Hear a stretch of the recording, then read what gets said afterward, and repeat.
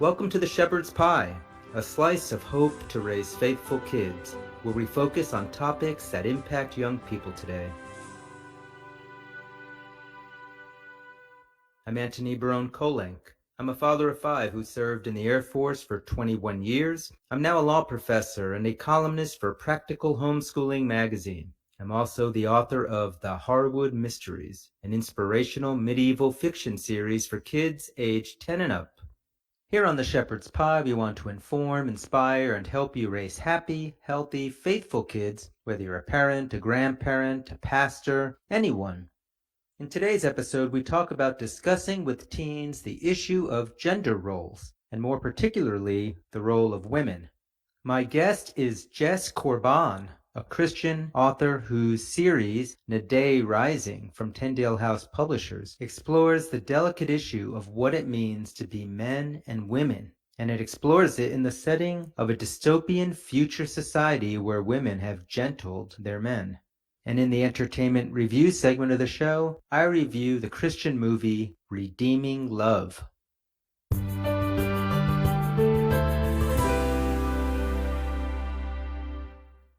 Over the past few years, the Me Too movement has brought to center stage the chronic, age-old issue of how men treat women. We've seen horrible instances of sexual harassment, sexual assault, sometimes from the most unlikely places, including some of our family-friendly celebrities who we thought we knew and trusted. We've also seen a major push in the mainstream media to discuss, what does gender even mean? How do we integrate some of these modern discussions about gender with some of the texts we read in the Old Testament, such as in the book of Genesis, where it says that God made us in his own image, as male and female? In fact, what is the proper role of men and women in this world of ours? Is everything that we heard growing up simply a sexual stereotype that needs to be discarded in today's discussion? I've grown more sensitive to this issue as I've been writing my own fiction, because in my Harwood Mystery series, I have 2 female characters, Lucy and Christina, who play center stage with my male protagonist, Zan. Now, it takes place in 12th century England, so I'm on pretty safe ground when it comes to gender roles, because medieval gender roles were quite well defined, and unfortunately for women, their choices in that society were quite limited.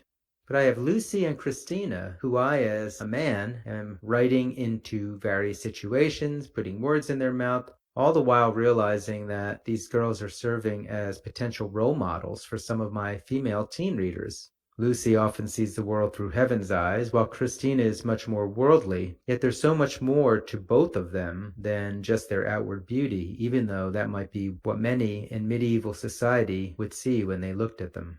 This is a sensitive topic and is growing more sensitive every year, but my guest in the interview segment, Jess Corban, is no stranger to this topic. She's written several nonfiction books to help especially teenage girls, and her debut fiction novel, A Gentle Tyranny, helps readers to explore this very topic in the context of a very original and interesting dystopian future.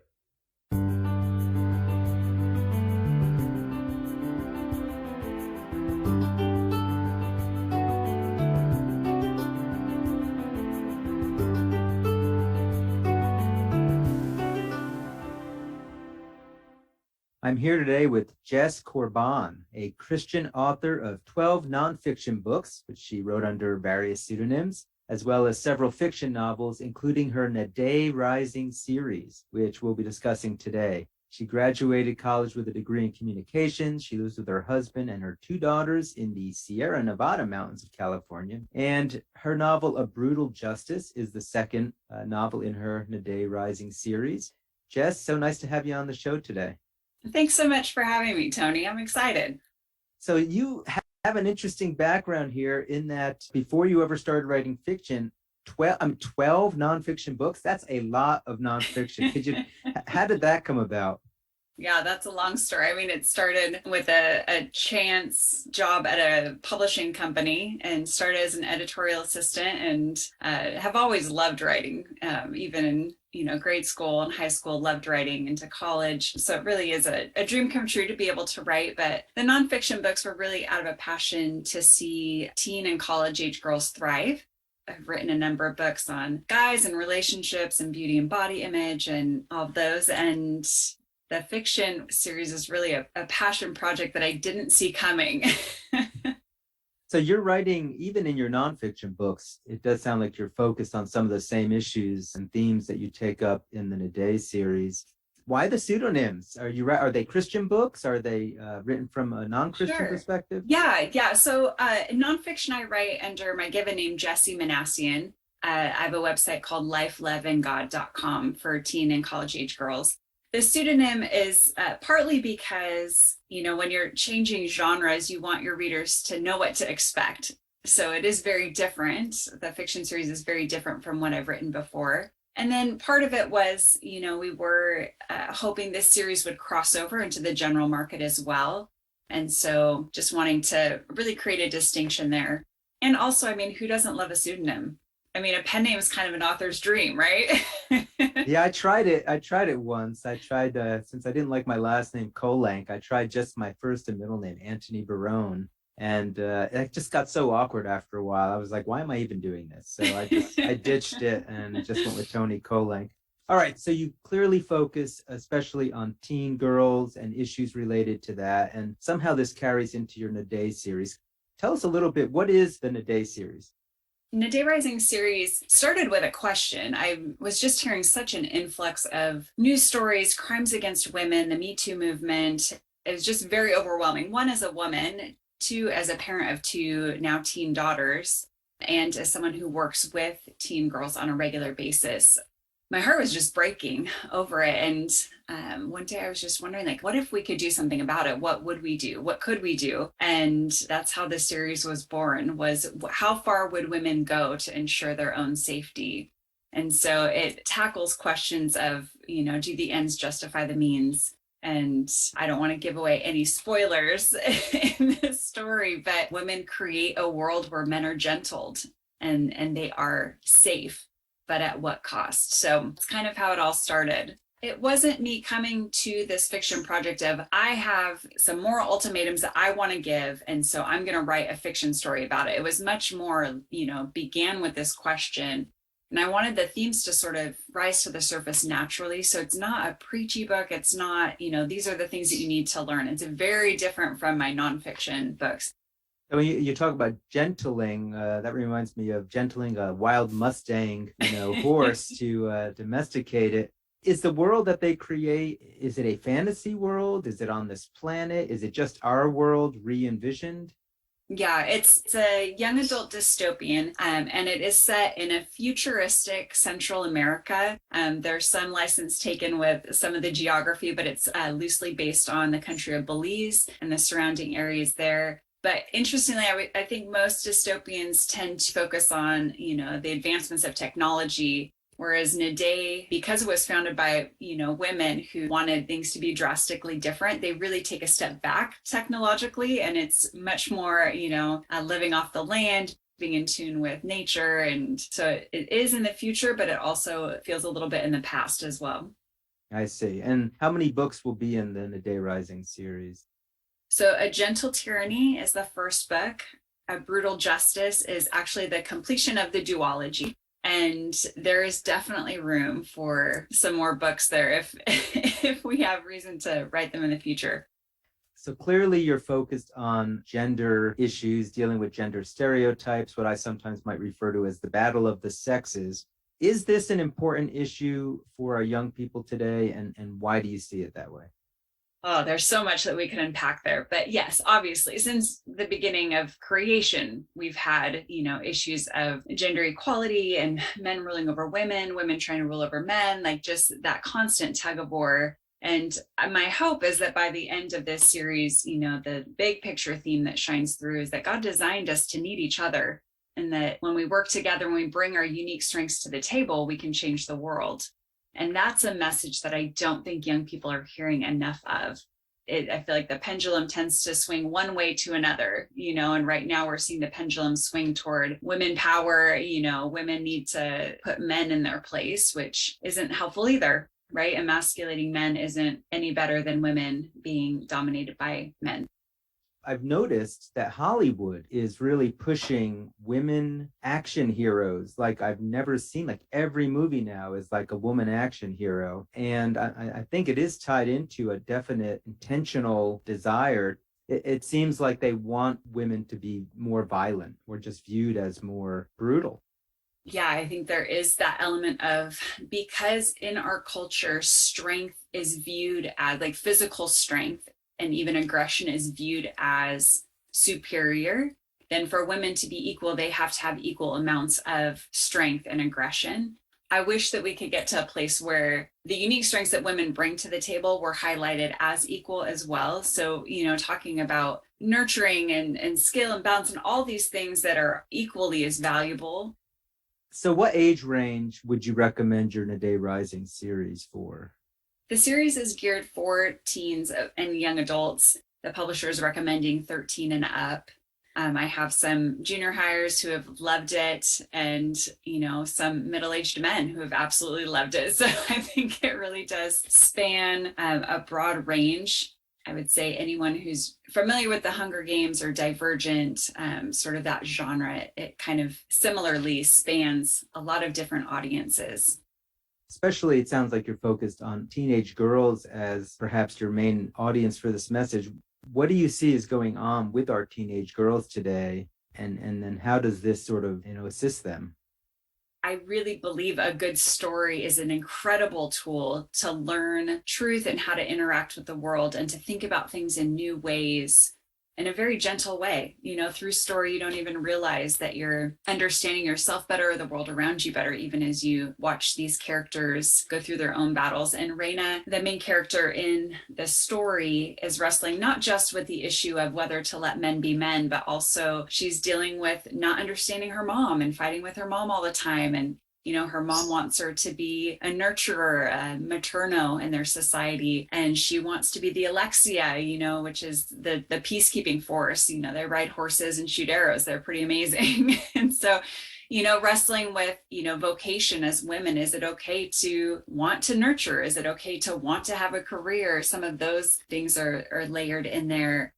Sibling issues, friendship, figuring out who you are and what matters to you, and when to stand up for the things that you believe in. So there's a lot packed into the series that I think really resonates, especially with that age range, because those are questions that they're wrestling with too.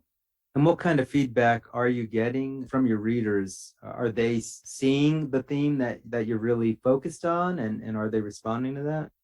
Yeah, I've gotten some great feedback from fans of this series and also from trade reviews. Kirkus Reviews, Booklist Magazine, School Library Journal have all praised the writing, which is really important to me because I believe that Christian fiction as well as general market fiction, it should all be done with excellence. I think one of the best compliments I can get as an author is that they're not talking specifically about the themes as much as I love the story.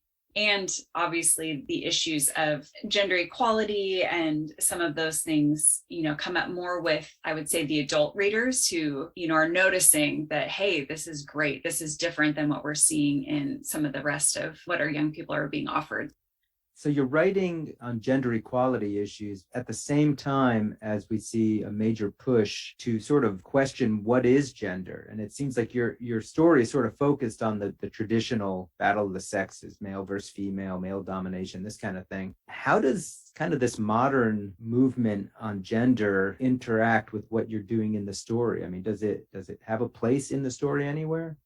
This was not intentional. I've been working on this series for 4 or 5 years now. So the conversations have really shifted in the last year or two, especially.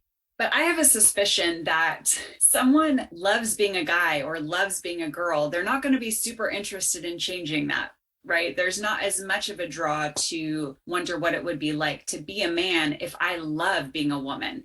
And so one of the sort of through the back door exploring, what does it mean to be a woman? Can we be strong? What are the gender stereotypes that we're living under that aren't necessarily biblical, but going back to how did God design women? How did God design men? And when we celebrate those strengths, I think that does impact the gender question. And what role does religion or the Bible or Christianity play in the day? Is it sort of just an undercurrent, or do we literally have Christianity there? I tried to be really true to what it would be like if you had, a group of women who were deeply hurt and wounded and bitter and angry, beginning a new society. And so in the day, anyone is free to practice whatever religion they would like to practice or not practice. We do see Raina's mother. There are hints that she follows the teachings of Christianity, and especially in A Brutal Justice, we see that her beliefs propelled her to take action in certain ways. And Raina just sort of is wrestling with it throughout the story. She sees her mother and her convictions and faith. She also sees her grandmother, who's the matriarch of Nade, who doesn't have time for religion and feels that it's a weakness. And so Raina is kind of wrestling through those two things. But I think, those of faith reading the story, I think will be very comfortable with where it goes. But it's also not off-putting to those who don't have the same religious beliefs that I do. All right, tell us a little bit about your main character. What is it that makes her the strong woman? Yeah, I can give a little bit more of an explanation of what this series is about too, hopefully without giving too many spoilers. But the premise is that crimes against women get so bad in the future that they decide for their own safety and survival, they have to do something. So they create a vaccine that inoculates the baby boys against testosterone. So they create a world where men are gentled and the women have a matriarchy that rules the society of Nade. And men are, quote, freed to use their best gifts for women without women having to fear for their safety. So the story follows Raina, who's a 17-year-old girl who is trying to figure out what she wants to do with her life, which destiny she wants to pursue, which are the different occupations within Nade. And she unexpectedly gets thrown into a competition called the Succession to find out who will become the next matriarch of Nade. So part of the strength that we see in her is as she has to tackle these different challenges within this succession process and come face to face with injustices in Nade that she didn't know existed before that process. So we see physical strength in her, but also not unrealistic. It was very important to me that we not have female protagonists who can get out there and just whip everybody's behind and, not have any limitations. So we see physical strength, we see emotional strength, and she grows in her emotional strength and convictions over the course of the series. At the end of the series, what would you like your readers to take away from all of this? I really would love if they get to the end of the series and say, wow, that was a really good story. Because I think there is something really divine in a good story. But secondly, I do hope that they walk away going, wow, like God designed men and women to work together. He designed them with unique strengths that they both bring to the table to change the world together as co-image bearers of God. Yeah, that's beautiful. And that is something that is definitely getting lost in our understanding of gender and sex today. Do you have any advice for adults who are trying to talk to teenagers about these issues? Like, how do you even address these issues in a way that would be helpful and mentor them in the right way? I do have some advice, but I think probably the best place to go would be to lifelovingGod.com. I have a lot of resources there for teens and for those who care for them. And also on my Instagram account for Jessie Manassian. So Jessie_Manassian.com. We can maybe put that in the show notes. There's also a free discussion guide, which we worked really hard on for book clubs, for classrooms, for homeschool groups, that really help draw out some of the themes and get readers thinking about things. Not just, it's not a book report type discussion guide. Like it really is, how do we have conversations about some of these more difficult topics in a constructive way? To not just enjoy the story, but to really dig a little bit deeper into some of the themes that are relevant to young adults today. It's encouraging readers to think about themes like, do the ends justify the means? Do you see our society mirroring some of the things that we see in a day, and how? And when you are faced with injustice, how do we respond? Asking questions about family life and guy-girl relations, as far as like that power struggle that we were talking about earlier, and really helps them dig deeper. It's because I have a passion for young adults in the nonfiction space. It sort of bleeds through in this discussion. All the things that I wish that I could get them thinking about in a very deliberate way, I was able to do more through the discussion guide rather than make the book kind of a preachy deal. Yeah, no, I love that. And I mean, I tried to do the same thing with my historical fiction too. It's like you don't want to hit them over the head with it, but it would be neat for them in the context of the story just to reflect on that. And I think the issues that you particularly focused on are so needed today to be reflected on in a positive way and in a way that present values that I think are more in tune with the truth than perhaps what they're getting right now from the mainstream media. All right, so you've already given us a few websites to reach you. If folks want to get their hands on these books, where do they go? JessCorban.com is the place to find out about the Day Rising series. There's the first 3 chapters of A Gentle Tyranny are there to read for free, so you can get a taste of the writing, see if it fits your style. So thank you so much for what you're doing here. Thank you for being on the show. Any parting words of advice for our listeners? Well, I'm guessing that if you're listening to the show, you care deeply about our young people. And I will steal a quote from someone else that I admire greatly, a man named Mark Gregston, who has a ministry called Parenting Today's Teens. And he always says, as long as you have relationship, you have influence. And so I think for so many of us, who care about young people, we want to get them to buy into the truth and hold on to all those values that we're trying to instill in them in this moment. And it can be very frustrating when they seem to be pushing us or those values away. So I would encourage you that as long as you have relationship, you have influence. So focus on that relationship. These conversations will come up. And if you talk with them with the end in mind, like I want to have relationship with my students when they're in their 30s and 40s, that changes how we approach conversations today. Much less, I have things I need to teach you, and more about, hey, tell me what you think about this. No, I think that's great advice. When I think about how my wife, we have 5 kids, and how she has grown her relationships with our kids throughout their whole lives, it really was that kind of a picture. And I'm not sure if that's one of these battle of the sexes kind of things. Maybe that's just more of a better female intuition, but it definitely, I've seen it throughout their lives and the influence that you can have on a lifelong level when the relationship is the focus as opposed to whatever current issue or problem that you're trying to deal with or work through with the kid. It's much less important than the broader relationship. So definitely agree. Well, Jess, thank you so much for being on the show today. I've really enjoyed having you, and thank you for writing a series like this in a healthy, positive way that would get our kids thinking about this. No, thank you, Tony. It's been a pleasure to be with you. Thanks again.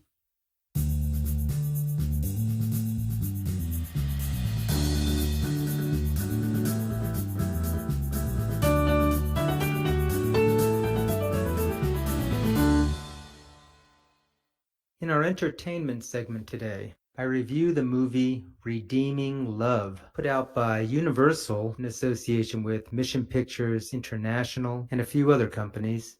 This movie fits nicely into the theme of today's show, exploring the role of women both today in fictional settings, in my medieval series, and here in the movie Redeeming Love during the California Gold Rush in 1850. And starring a fresh cast of new faces, Abigail Cohen in the leading role of Angel and Tom Lewis as Michael Hosea. The movie is based on the best-selling novel by Francine Rivers, which I have not read, but which is a modern retelling of the Old Testament book of Hosea. Those of you familiar with that book will recall that the prophet Hosea was told by God to marry a prostitute named Gomer. Hosea falls in love with her, takes her to be his wife, and then is plagued by a series of heartbreaks and heartache over the course of their marriage as Gomer is unfaithful to him time and time again. And God was using Hosea's marriage to this unfaithful prostitute as an example of the Lord's marriage to his people Israel, who were also unfaithful time and time again, to illustrate his own heartache at the unfaithfulness of his people. The movie runs 2 hours and 14 minutes long, and it's very good. Very well acted, very well written, beautiful cinematography, and it tells a very powerful story that would be not only well received by older teenagers and college students, but that is also quite modern in some of its themes. It tells the story of Angel, who as a child is taken against her will into child prostitution, Angel grows up to be a prostitute, and you can see that she has no trust in humanity and no ability or understanding of how to love because of the way that she's been raised and treated as a sex object her entire life. We see that Angel has only one role that she's permitted, and that is the role of a prostitute. She has no other value in her own eyes, and as she says several times throughout the movie, she knows what she is, and she accepts who she is as a prostitute. But she is loved by a good Christian farmer named Michael Hosea, who seems perhaps almost too good to be true, but then again, he is playing the role of a parallel to God, who is relentlessly faithful to his people.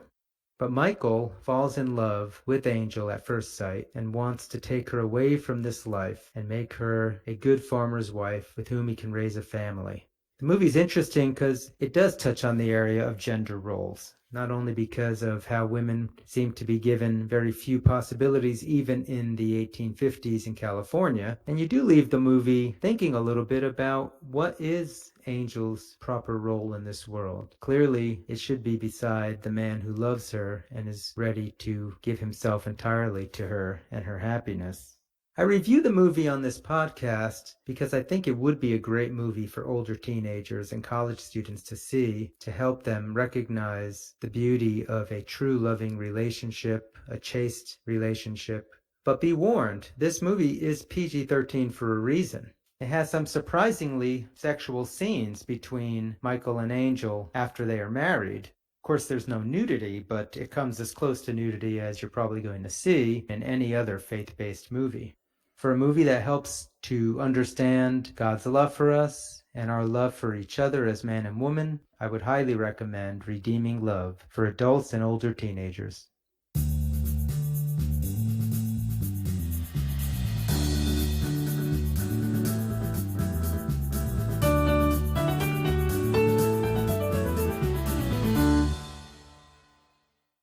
That's all the time we have for the show today. We spoke with Jess Corban, a Christian author whose fiction series, In the Day Rising, challenges teens to think about what it means to be men and women today. And I reviewed the movie Redeeming Love, a more modern retelling of the book of Hosea. Again, this is Antony Barone Kolenc, and this has been The Shepherd's Pie. If any of you listening today have a question for me or a topic you'd like to have us cover on the show, please drop me a line on my website at antonykolenc.com. That's AntonyKolenc.com. Also, if you visit my website, you can learn more about my historical fiction series for kids, The Harwood Mysteries. I'll end as always with my wife's favorite scripture quote from Romans 8:28. We know that all things work for good for those who love God, who are called according to his purpose. May the Lord bless and keep you this week.